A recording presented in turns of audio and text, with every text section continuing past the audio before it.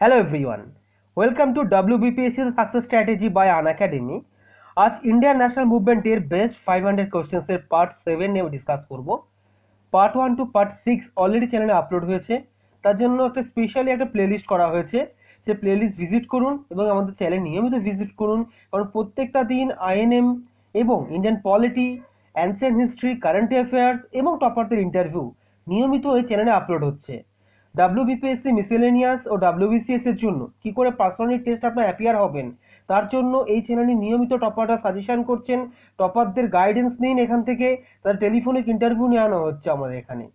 তার সাথে সাথে পলিটি এক লক্ষ্মীকান্ত, আপনার এই বইটা নিয়ে যে ডিফিকাল্টি থাকে তার জন্য চ্যাপ্টার ওয়াইজ ভিডিও প্রোভাইড করা হচ্ছে, একদম এক্সক্লুসিভলি বেঙ্গলিতে আমাদের এক্সপ্লেনেশন হচ্ছে। সম্পূর্ণ টপিকটা ইংলিশে রিটেন থাকছে, যার বেঙ্গলিতে কোনো প্রবলেম আছে বুঝতে সে ইংলিশ ওখান থেকে দেখে নিতে পারবেন। এবং যাদের সমস্যা, বিশেষ করে বাঙালি ছেলেমেয়েদের, কারণ ইন্ডিয়ান পলিটি আমাদের স্টেট গভর্নমেন্ট বোর্ডে ছিল না আপ টু 10th অবধি, তো সেক্ষেত্রে আমাদের পলিটি যখন লক্ষ্মীকান্ত আপনার বেঙ্গলিতে বুঝতে পারবেন এখানে, তো অনেকটা সুবিধা হবে। আপনারা এই ভিডিওগুলো দেখুন। তার সাথে সাথে দেবলীনা ম্যামের অ্যান্সার অ্যান্ড হিস্ট্রি প্রত্যেক দিন লাইভে ক্লাস হচ্ছে, সেই এমসিগুলো প্র্যাকটিস করুন এবং পলাশ স্যারের কারেন্ট অ্যাফেয়ার্সগুলো দেখুন, সেগুলো আপকামিং এক্সামের জন্য খুব ইম্পর্টেন্ট। সো আজকে আমি পার্ট 7 নিয়ে ডিসকাস করব। This videos for important for WBCS both prelims and mains, WBPSC miscellaneous, RRB NTPC and Group D, RRB Group D, SSC CGSL and CGL and MTS and other government examination. Myself Papan Shaha, educator at WBPSC the success strategy by Unacademy. So আজকে ভিডিওটি start করা যাক। আমি last part 6 অবধি 83 questions আমি complete করে দিয়েছি। 84 থেকে আজকে স্টার্ট হচ্ছে। ভালো করে ভিডিওটি দেখবেন এবং আপনার কাছে এটাই রিকোয়েস্ট থাকলো যে এনগেজমেন্ট যেমন বাড়াবেন চ্যানেলে, শেয়ার করুন ভিডিওটি, তারই সাথে সাথে আপনারা সম্পূর্ণ ভিডিওটি দেখুন এবং কোথাও যদি বুঝতে অসুবিধা হয় কমেন্ট বক্সে কমেন্ট করবেন। আজকে first question, which of the following was the first state to come under the grip of subsidiary alliance? Which of the following was the first state to come under the grip of the subsidiary alliance? অর্থাৎ কোন state এই subsidiary অ্যালায়েন্সটাকে মেনে নিয়েছিল? Subsidiary alliance মানে কি? অধীনতামূলক মিত্রতা নীতি। আমি আগের দিন অনেকটা জিস্ট করে বলেছিলাম, আজকে আরেকবার বলে দিই। অধীনতামূলক মিত্রতা নীতি যে ব্রিটিশ গভর্নমেন্ট চালু করেছিল, একটা উদ্দেশ্য ছিল তাদের যে ইম্পেরিয়ালিজম পলিসি, অর্থাৎ ব্রিটিশ সাম্রাজ্যভুক্ত করা হবে দেশীয় রাজ্যগুলো, আস্তে আস্তে ব্রিটিশ সাম্রাজ্যভুক্ত করতে হবে। তার জন্য এটা হচ্ছে প্রথম পলিসি, অধীনতামূলক মিত্রতা নীতি। এই নীতি অনুযায়ী কোনো দুর্বল এবং দেশীয় রাজ্যকে তারা চরম পত্র পাঠাতো এবং বলে দিত তাদের যে ডিফেন্স, তাদের যে সিকিউরিটি, সেটা ব্রিটিশ সামলাবে, ব্রিটিশ সাম্রাজ্য অর্থাৎ ব্রিটিশ শক্তি সামলাবে। কাদের বিহাফে? ইস্ট ইন্ডিয়া কোম্পানি এইভাবে কাজ করবে, তারা সম্পূর্ণ সিকিউরিটি দেবে। এবং সে রাজ্য যদি নাও চাইতো, জোরপূর্বক তারা সিকিউরিটি চাইতো, তো আমি আপনাদের সিকিউরিটি দেবো যাতে এক্সটার্নাল অ্যাগ্রেশন না আসে, মানে কোনো বাইরের কোনো দেশীয় রাজ্য বা বাইরের কোনো ইউরোপিয়ান নেশন আপনাদেরকে আক্রমণ না করতে পারে। এর বদলে যে সৈন্য ব্রিটিশরা নিয়োগ করবে, হয় সৈন্যদের ব্যয়ভার নিয়োগের জন্য ইন হ্যান্ড ক্যাশ অর্থাৎ টাকা পয়সা দিতে হবে, তা না হলে রাজ্যের একাংশ ছাড়তে হবে এবং সেখান থেকে ব্রিটিশরা ট্যাক্স তুলবে। বোঝা গেল? এটা একটা জোরপূর্বক, মানে এগুলো আস্তে আস্তে কি হয়, আস্তে আস্তে কন্ট্রোলটা তাদের নিয়ে নেয় এবং শেষ অব্দের পরিণতি যেটা হয়েছে সম্পূর্ণ ব্রিটিশ শাসনাধীন রাজ্যে চলে আসে। সো এটা আমরা একটা জিস্ট করে বলে দিলাম। এবার এক্সপ্লেনেশনে চলে আসি। এই কোশ্চেনটা বলছে দ্য না, আচ্ছা আইটা এখানে মিস্টেকলি হয়ে গেছে, তার দা থেকে স্টার্ট করুন। The Nizam of Hyderabad was the first to enter into the such an alliance. Tipu Sultan of Mysore refuse to join. মানে এখানে বোঝা যাচ্ছে, দুটো ইনফরমেশন দিয়েছি, যে হায়দ্রাবাদের যে ছিলেন নিজাম, তিনি প্রথম এটা অ্যাকোয়ার করেছিলেন অধীনতামূলক মিত্রতা নীতি, অর্থাৎ ব্রিটিশদের বর্ষতা স্বীকার করেছিলেন। কিন্তু উল্টো দিকে যে টিপু সুলতান ছিল সে রিফিউজ করেছিল, যার তারই জন্য কিন্তু আমাদের চতুর্থ ইঙ্গ মহীশূর যুদ্ধ হয়েছিল। বোঝা গেল? আচ্ছা নেক্সট বলবো, but after the British victory in the fourth Anglo Mysore war, Mysore was the force to become the subsidiary state. আমরা বলেছি তখন চতুর্থ ইঙ্গ মহীশূরের পরে যখন টিপু সুলতান যুদ্ধে প্রাণ দিল, তারপরে কি হলো যে ওদের যে পুরনো, মানে অর্থাৎ হায়দার আলী যাদের কাছ থেকে ওই রাজ্যটি ক্যাপচার করেছিল সেই বংশধর, তাদের হাতে কি হলো, ব্রিটিশরা ক্ষমতা তুলে দিল খুব সামান্য একটা রাজ্য আয়তন দিয়ে, ওদের শ্রীরঙ্গপত্তমে তার চারিদিকটা জাস্ট অল্প। এবং কি করলো, তাদেরকে সাবসিডারি অ্যালায়েন্স সাইন করো, টিটি সাইন করালো। মানে অ্যাকচুয়াল কি হলো, সে নামে দিল পাপেট গভর্নমেন্ট, বসিয়ে দিল পাপেট গভর্নমেন্ট। মানে কি, মানে ব্রিটিশরা পেছন থেকে শাসন করবে, সামনে থাকবে কোনো একটি রাজা। বোঝা গেল? মানে চতুর্থ ইঙ্গবংশ যুদ্ধ পরে মাইশোর যে রাজ্যটি, সেটাও কিন্তু অধীনতামূলক মিত্রতা নীতি বাধ্য হয়ে তারা সাইন করলো। এগুলোর উপর রিলেট করবেন। The Nawab of Awadh was the next to accept the subsidiary alliance in 1801. অর্থাৎ যদি প্রশ্নটা করে যে প্রথম তো করলো হায়দ্রাবাদের নিজাম, তাহলে সেকেন্ড কে করবে? সেকেন্ড করেছেন হচ্ছে অযোধ্যার নবাব। কত খ্রিস্টাব্দে? 1801 খ্রিস্টাব্দে। তো অ্যাকর্ডিং টু 84 কোশ্চেন্স অ্যান্সারটা কি হওয়া উচিত? প্রথম 84C, অর্থাৎ হায়দ্রাবাদ। বোঝা গেল? এবং এর সাথে সেকেন্ডটা, এর সাথে যে নোট ডাউনগুলো বলতে বললাম সেগুলো খাতা আর পেন নিয়ে বসবেন। কারণ পেন কপি ছাড়া এই ভিডিওগুলো দেখা মানে কিছুই হবে না। কারণ শুধুমাত্র কোশ্চেন্স করলে হবে না, এখন একটা কোশ্চেনের সাথে আমি টার্গেট রাখি আরো 4টা কোশ্চেন করানো। মানে যদি 12 থেকে 13টা কোশ্চেন আমি করা, তার মানে কি ধরেছি আমি বলে দিয়েছি আগে, যে নিয়ার অ্যাবাউট 50 কোশ্চেন করাচ্ছি। বোঝা গেল? আচ্ছা, next question. Who translated the Bhagavad Gita into English? কে ভগবদ গীতাকে ইংলিশে ট্রান্সলেট করেছিল? বোঝা গেল? দেখে নিই আমরা। The earliest translation of the work from the Sanskrit into English were made around 1785 say by Sir Charles Dickens. বোঝা গেল? The name Bhagavad Gita means the song of the Lord. এখানে দুটো ইনফরমেশন দিয়েছি, একেবারে কোশ্চেনটার অ্যান্সার দিয়েছি কি জন্য, যে কে ইংলিশে অনুবাদ করেছিল। আচ্ছা, তিনি হচ্ছে চার্লস উইকিংস। আর ভগবদ গীতার লিটারালি মিনিং আছে, তার মানে হচ্ছে the song of the Lord. বোঝা গেল? তো 85B অ্যান্সার। নেক্সট কোশ্চেন চলে যাব। Who was the Governor General of the East India Company during the period of Anglo-Nepal War? আচ্ছা, অ্যাংলো নেপাল ওয়ার মানে কি? মানে অ্যাংলো মানে কি, ইংরেজদের সাথে নেপালের যুদ্ধ হয়েছিল যখন ব্রিটিশ শাসন আমাদের দেশে চলছিল। তখন কিন্তু নেপাল, যারা নেপাল একটা স্বতন্ত্র দেশ প্রথম থেকে ছিল, তা গোর্খা যেটা বলা হয়, গোর্খা প্রভিন্স, তা তাদের সাথে এরা যুদ্ধ হয়েছিল। সেটা কার সময়? অবশ্য গভর্নর জেনারেল কে ছিল ইস্ট ইন্ডিয়া কোম্পানি? বোঝা গেল? দেখে নি। ফ্রান্সিস এডওয়ার্ড রাউডিন হেস্টিংস, এর বি অপশনটা দেখছি ফ্রান্সিস এডওয়ার্ড হেস্টিংস লেখা আছে, একই ব্যাপার। Francis Edward Rawdon Hastings, the battle of Nalapani, তা ব্যাটেলটার নাম কি? কোন যুদ্ধ হয়েছিল? Battles of Nalapani was the first battle of the Anglo Nepalese war. কত মানে কোন সময়টাতে, কোন রিজিয়নে? 1814 to 1816, মানে 1814 থেকে 1816 খ্রিস্টাব্দে ব্যাটেল অফ কালাপানি হয়েছিল, ফার্স্ট নেপালি ওয়ার, যেটা ইংরেজের সাথে নেপালদের। Fought between the force of British East India company and the Nepal, the ruled by the house of Gorkha. আমি আগেই বলেছি। Francis Edward Rawdon Hastings, British governor general of India, declare war on the Gurkhas of Nepal. তাদের উদ্দেশ্য ছিল কি? সাম্রাজ্যবাদ, এবং সে নেপালকে স্বতন্ত্র সেই জায়গাটা সে মেনে নিতে পারছিল না। সে চাইছিল নেপালের উপর কবজা বসাবে। বোঝা গেল? আচ্ছা, তো এখান থেকে কি জানতে পারলাম, যে যখন গভর্নর জেনারেল ছিল হচ্ছে Francis Edward Hastings, option B. এরই সাথে কোন যুদ্ধ? সেটা হচ্ছে নালাপানি ওয়ার। বোঝা গেল? কোন সময়টা? 1814 থেকে 1816। আচ্ছা, তাহলে নেক্সট চলে যাবো আমি। Who introduce the ryotwari system in Madras? মাদ্রাসের রায়তওয়ারি সিস্টেম কে চালু করেছিল? অ্যান্সারটা দেখে নেবো আমরা। The East India company territories the ryotwari system was introduced by the Thomas Munro and Captain Reid, first in Madras Presidency.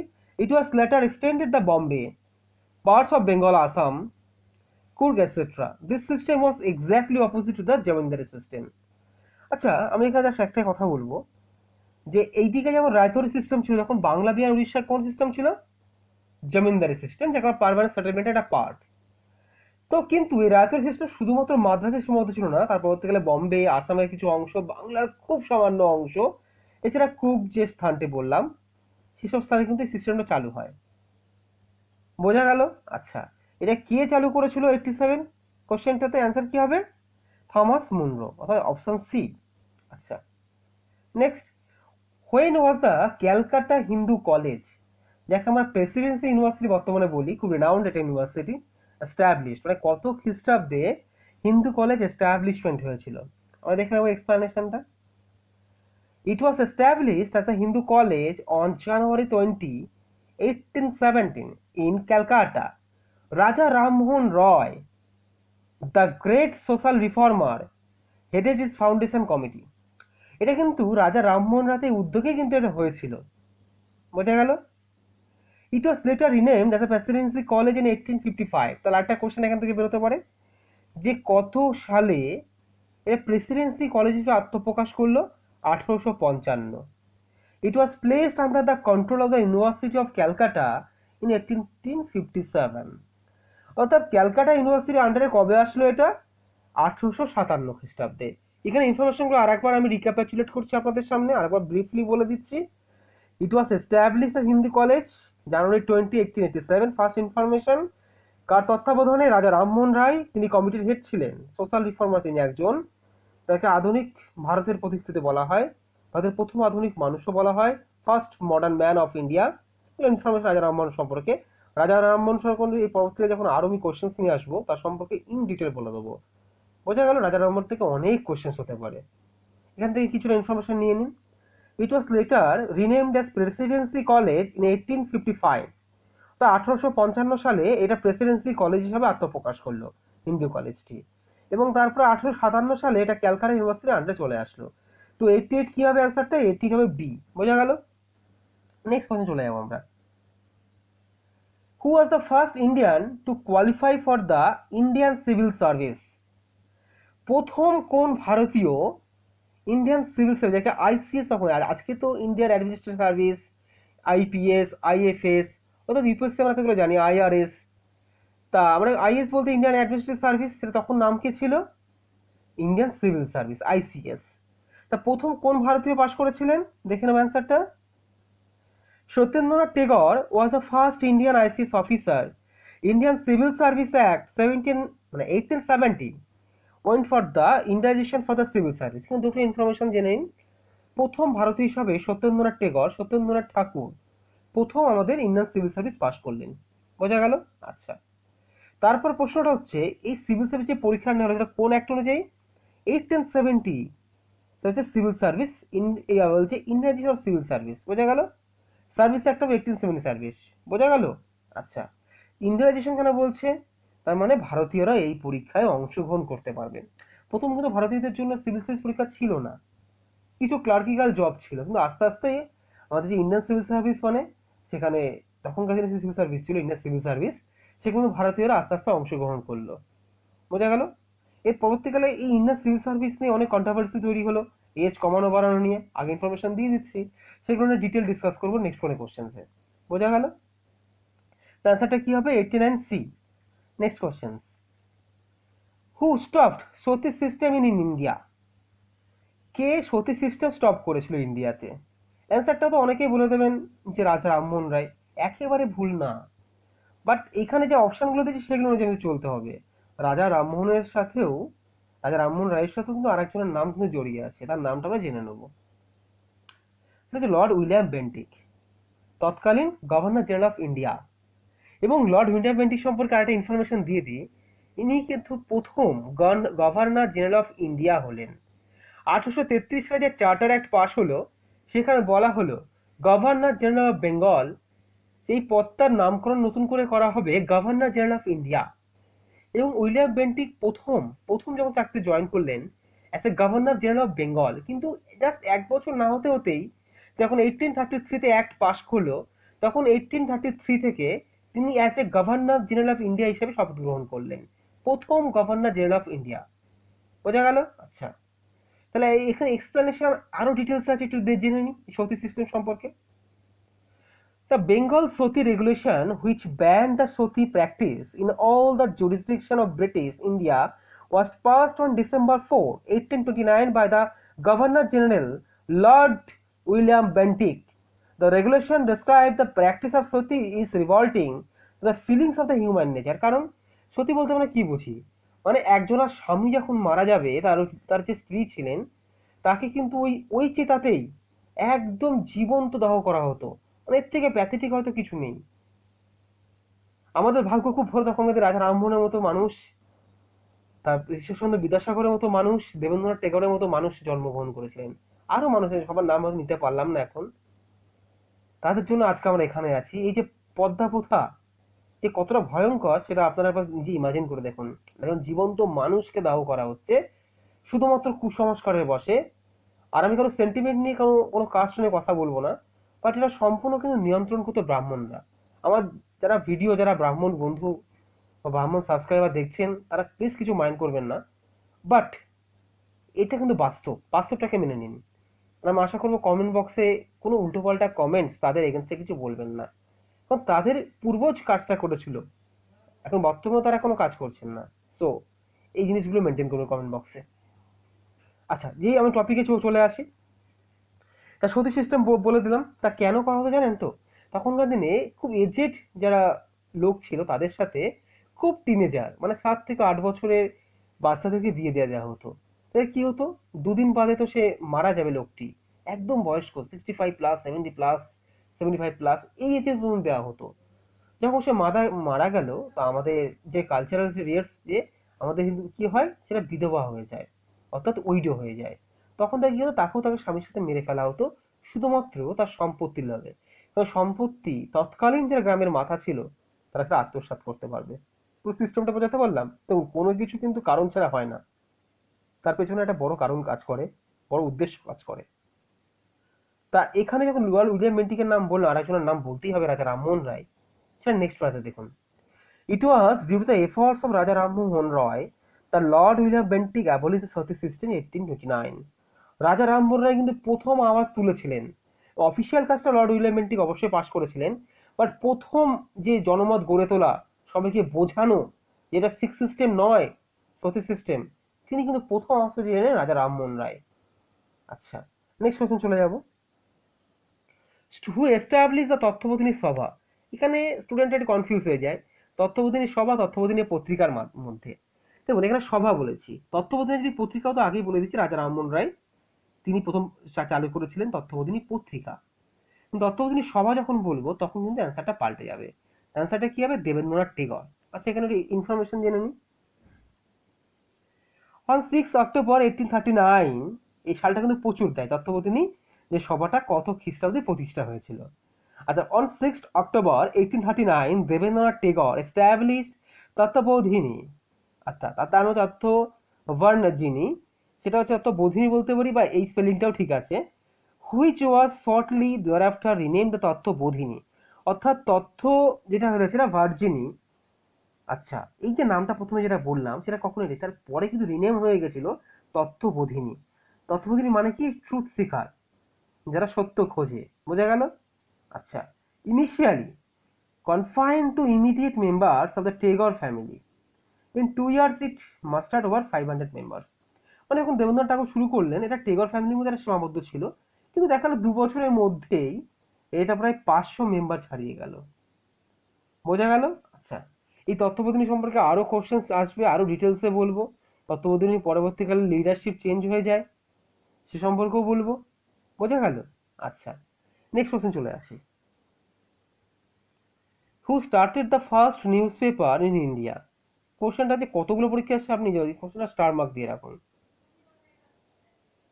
Hickey's Bengal Gazette was an English newspaper published from the Kolkata, then Calcutta, তখন ক্যালকাটা ছিল, India. মানে কি হবে, James Augustus Hicky answer হবে।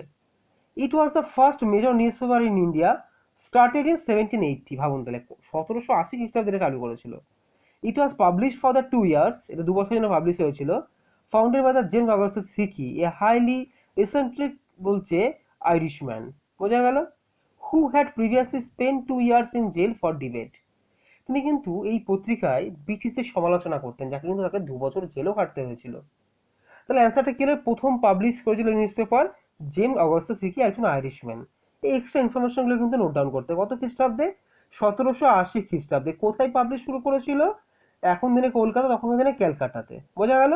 আচ্ছা, তাহলে অ্যান্সারটা হবে James Augustus Hicky. Next question, in which year the Hindu widow remarriage act passed? আচ্ছা, হিন্দু উইডো রিম্যারেজ মানে বিধবা বিবাহ প্রচলন করেছিল। আমরা সবাই একজনের নাম খুব মাথায় আসছে, ঈশ্বরচন্দ্র বিদ্যাসাগর। অবশ্যই তিনি ছিলেন, কিন্তু অবশ্যই তাদের বলা যায় না, তিনিই প্রথম আওয়াজ তুলেছিলেন, তিনিই প্রথম জনমত গড়ে তুলে ব্রিটিশদের কাছে প্রথম এই অ্যাপিল নিয়ে গেছিল যে এটা ইমিডিয়েট চালু করা হোক। কারণ একটা অত কম বয়সী মেয়ে যখন বিধবা হচ্ছে, তার পুরো ফিউচারটা রয়ে যাচ্ছে এই সোসাইটিতে, তারও একটা লাইফ আছে, তার জন্য কিন্তু উইডো রিম্যারেজ ব্যাপারটা তিনি কনসেপ্ট দিয়েছিলেন। তাহলে কত খ্রিস্টাব্দে এটা হচ্ছে, দেখে নিই। The Hindu widows remarriage act 1856 also act of 15 এটা কিন্তু পরীক্ষা আছে। অ্যাক্ট 15 কি? 1856 enacted on 26 July 1856 which legalized the remarriage of Hindu widows in the all jurisdiction of India under the East India Company। একটা লক্ষ্য করেছেন আজকে কিন্তু আমি যখন রেকর্ডটা করছি তখন 26 জুলাই, যখন আপনারা দেখবেন, আজকে 25 জুলাই রেকর্ডটা করছি, 26 জুলাই কিন্তু আপনারা দেখবেন পরের দিন সকালবেলা হয়তো বা রাতেও কেউ কেউ দেখবেন, একটা মিল আছে। ঠিক আছে, অ্যাপার্ট ফ্রম দি টপিক আমরা চলে আসি। তাহলে কি দেখা গেল 1856 খ্রিস্টাব্দে অ্যাক্ট 15 বা উইডো রিমারেজ অ্যাক্টের মাধ্যমে এটা কিন্তু পাস হয়ে গেছিল। কত সময়? 1856 খ্রিস্টাব্দে 26 জুলাই। আচ্ছা, এটা লিগালাইজড হলো Hindu widows in all jurisdiction of India under the East India company rule. The Hindu widow remarriage act 1856 was passed during the governor generalship Lord Dalhousie. এটা কিন্তু পরীক্ষায় খুব কনফিউশন একটা কোশ্চেন করে যে কোন গভর্নরের আন্ডারে পাস হলো, অ্যান্সারটা হবে লর্ড ডালহৌসি। কিন্তু কোন গভর্নরের আমল থেকে এটা মানে চালু হলো বা অ্যাজ এ অ্যাকশন, মানে কিলো কাম ইনটু ফোর্স বলে না, মানে এটা হলো, সেটা কিন্তু লর্ড ক্যানিং, প্রথম ভাইসরয় অফ ইন্ডিয়া। দেখুন একটা ভিডিওর মধ্যে কত ইনফরমেশন, বোঝা গেল। তারপরে দেখুন, it was drafted by the Lord Dalhousie and pass by the Lord Canning before the Indian.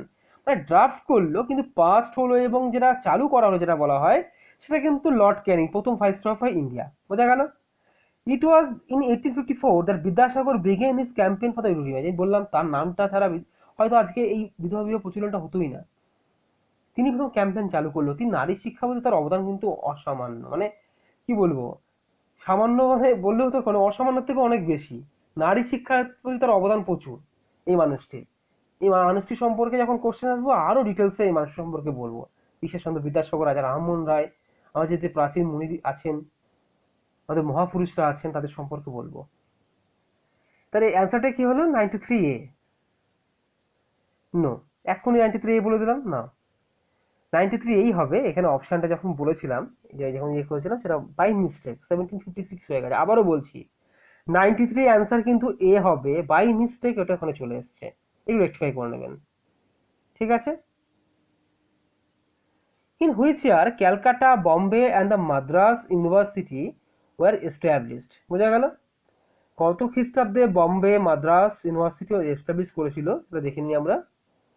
In 1857 CE, following the recommendations of the committee established by the British Indian government, the acts of incorporation of Universities of Calcutta, Bombay and Madras were passed. কত খ্রিস্টাব্দে হলো এটা? 1857। তার answer কি হবে? 94A হবে, বোঝা গেল। নেক্সট কোশ্চেন চলে যাবো, এবং এটি আজকে লাস্ট কোশ্চেন, বোঝা গেল। আচ্ছা, লাস্ট কোশ্চেনে যাওয়ার আগে জাস্ট কটা ইনফরমেশন আপনাদের বলে দিই।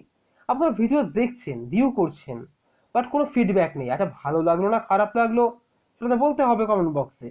কমেন্ট বক্সে কিন্তু আপনারা বলুন কেমন ফিডব্যাকগুলো, এনগেজমেন্ট বাড়ান। বারবারই বলছি আমরা আরও এরকম সিরিজ চালু করব। আপকামিং মেন্সকে টার্গেট রেখেই করছি ডাব্লিউবিসিএসকে আমরা। আদার্স অ্যালাইড এক্সাম তো অবশ্যই আছে। এই যে আইএনএমের যে ভিডিওটা, আইএনএমের যে কোশ্চেন, সমস্ত কমন পরীক্ষায় আসে, তা আমরা স্পেশালি ডাব্লিউবিসিএসকে টার্গেট করে করছি। আপনারা প্লিজ ফিডব্যাক দিন এখানে, বোঝা গেল। আচ্ছা, তাহলে 95 কোশ্চেনে চলে আসছি। When did the high courts in Calcutta, Madras and Bombay established. অর্থাৎ কলকাতা, মাদ্রাস এবং বম্বে। আচ্ছা, এখন ক্যালকাটা কি নাম? কলকাতা। মাদ্রাসের কি নাম? চেন্নাই। বম্বে কি নাম? বম্বে দুটো প্রভিন্সের পার্ট হয়েছে, একটা হচ্ছে গুজরাট, একটা হচ্ছে মহারাষ্ট্র, বোঝা গেল। তো অ্যান্সারটা কি হবে? কত সালে ক্যালকাটাতে হাইকোর্ট প্রতিষ্ঠা হয়েছিল?